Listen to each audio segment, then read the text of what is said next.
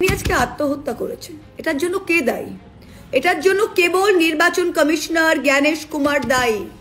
2024 সালে যখন জ্ঞানেশ কুমারের আগে Rajiv Kumar chief election commissioner ছিল, তিনি 3 মাস ধরে সেই ফাটা গরমে 44 ডিগ্রি গরমে মে মাস থেকে জুন মাস কেবল বিজেপির কথা রাখতে 3 মাস ধরে লোকসভা ইলেকশন করেছিল, যেখানে 300-রও বেশি ইলেকশন কমিশনের আধিকারিকদের মৃত্যু হয়েছিল।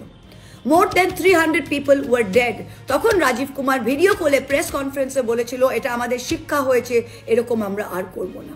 কি শিক্ষা পেয়েছেন আপনারা? আপনারা তো খুনি, আপনি তো খুনি। You should be put in a named and an FIR for aiding and abetting the suicide of Rinku Tarafdar. আমাদের কি করণীয় জানেন?